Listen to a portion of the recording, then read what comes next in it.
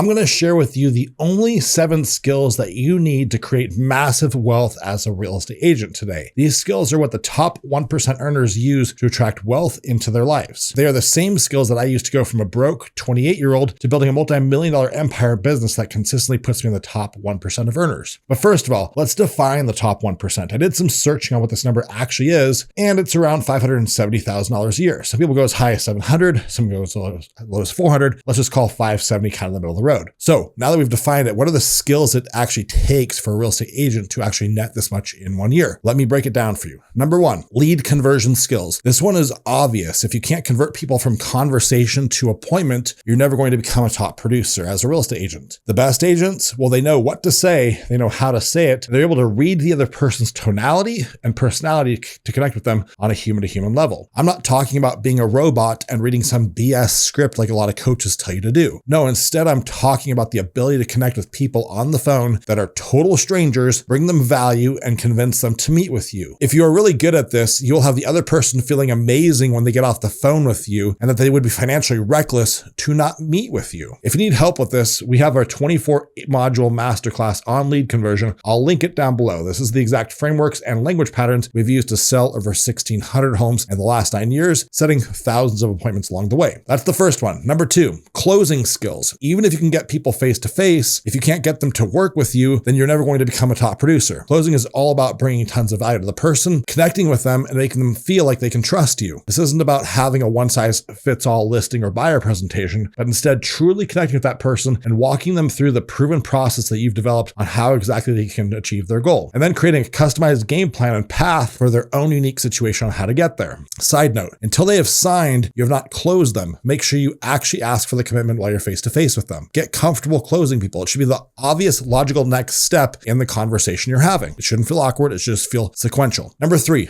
business operator skills. Being a great agent will only get you so far. It'll get you pretty far. It'll get you to multiple 6 figures, but it's not going to get you to 7 figures. Being a great business operator and a great agent, that's going to get you to 7 figures plus, and with consistency, okay? This is about developing your processes and your systems so that your clients go through a predictable experience that is duplicatable. It's the same outcome no matter what. It is about learning how to manage money, where to invest that in your business, whether that's leads, leverage, or something else. It's being analytical enough to understand the conversion funnel for buyers and sellers. How many people you talk to, how many you meet, how many you sign, how many close, and being able to optimize and improve all of this. It's analyzing your lead source ROI, return on investment, so you know which lead sources to start, stop, or scale. This is the one where most agents can't hack it. They're great realtors. They understand real estate contracts and sales, but they're not great business operators. And this will make or break you getting to 7 figures. I promise you that. Number 4, marketing skills. Understanding how to build a brand, how to own mind and market share where you live. Embracing video and being in front of it continuously. I always tell people that the next best thing to meeting with me is watching one of my videos. It's very efficient for communication, for building trust. You need to be able to understand which lead sources also work well for you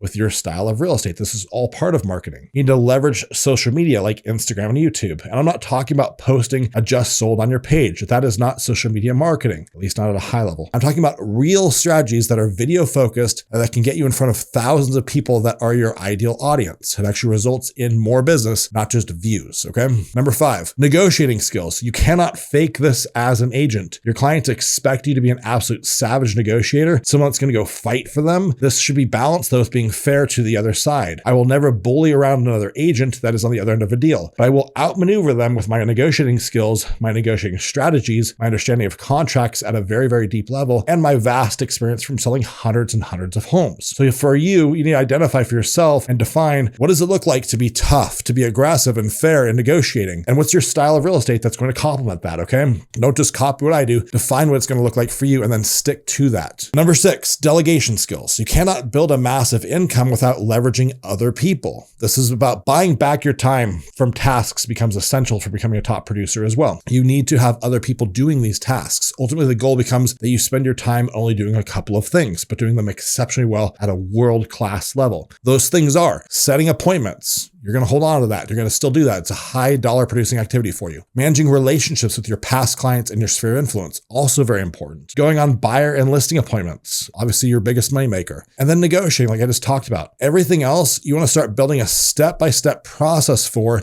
and handing these off to somebody else. This starts slow. It starts with typically outsourcing to a transaction coordinator or closing. Someone's going to handle that paperwork once they go under contract. That's easy to do. You can pay a per file fee. It's usually $300 to $400 and hand that off to somebody else. So you can go back and work with the next client. It's going to buy back your time. Do that as soon as you possibly can. And you only pay at closing as well. Next, hire an assistant. This could be in-house or it could be a VA. I'm a big fan of in-house if you can afford it. After that, hire a listing coordinator, someone that just totally handles your listings from when you sign the listing paperwork to getting it on the market. You need that person if you're going to do a high volume of business and make a lot of money in real estate. And then the last one would be a showing partner. Someone's going to a full-time job. Their job is to take care of your buyer clients, send them properties, show them properties, sit inspections, hand off keys, all of those types of things. If you add these 3 positions to your business, you could do over 100 transactions a year with a very simple and cost-effective business model. Don't get caught up chasing a mega team model when most of the money is actually in your own production. Number 7, time management skills. And this is the last one, but it's one of the most important. I see people struggling with this all the time. They either don't know what to do each day, or they don't stick to the plan once they create it. Like they know what to do, but they just choose not to do it, whether consciously or subconsciously. If you don't know what to do each day though, here's kind of a list of things to focus on. Spend 1 to 2 hours in your CRM in the morning.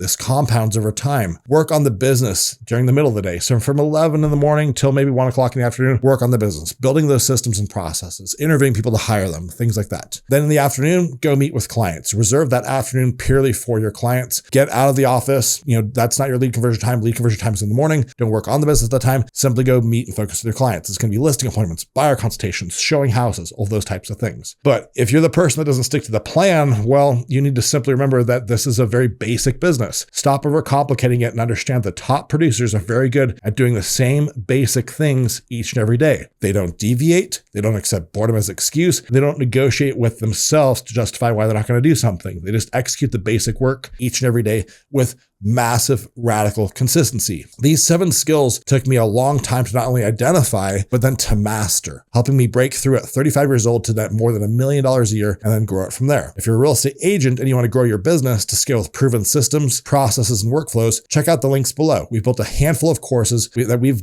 created from our experience through over 1,600 transactions that will help you get on the fast track to becoming the top producer in your market. You can also learn more about partnering with us at REAL Brokerage. Of course, please like this video, share it. It helps our videos reach more people on YouTube, and subscribe to the channel so you get alerted to the next video I drop. I drop a new video each and every week.